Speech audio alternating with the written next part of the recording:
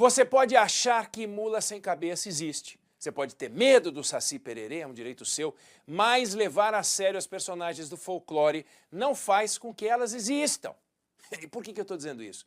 Porque a crise, aberta com a decisão do presidente Donald Trump de taxar as exportações brasileiras, pode fazer muita gente achar que o Brasil ia muito bem até aqui e que a partir dessa taxação, só a partir dessa taxação e por causa exclusivamente dessa taxação, só agora a gente passou a ter um problema, um ataque à nossa soberania.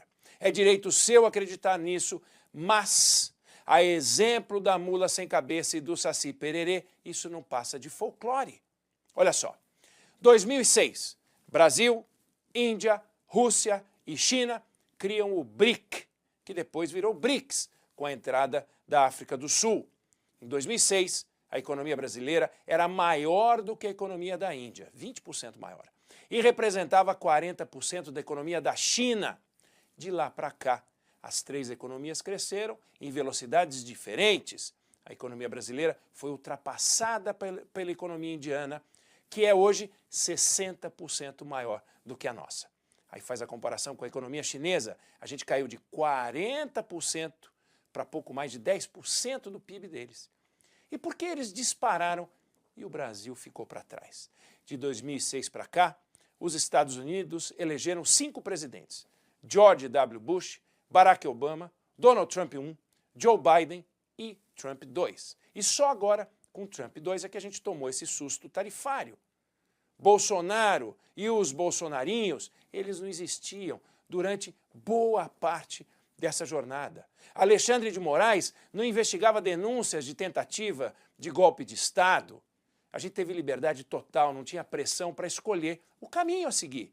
Nós, o Brasil, os indianos e os chineses. Vamos comparar as escolhas? Começa com investimento em infraestrutura. Índia, investindo de 5% a 7% do PIB ao ano. China, de 6% a 8% ao ano. E o Brasil, de 2% a 3%. O impacto em rodovias, em portos, aeroportos, ferrovias é monumental. Ferrovia, a Índia está construindo um trem-bala.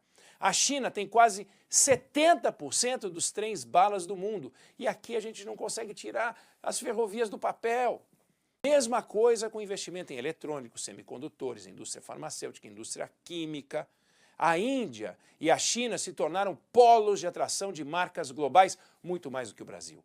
Só em investimento estrangeiro direto, a Índia atraiu quase 10 vezes mais do que o Brasil nos últimos anos.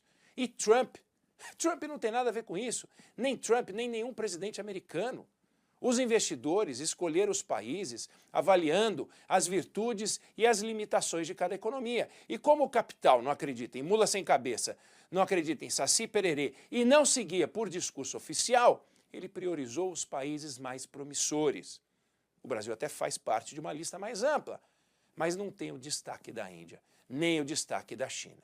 E o ensino?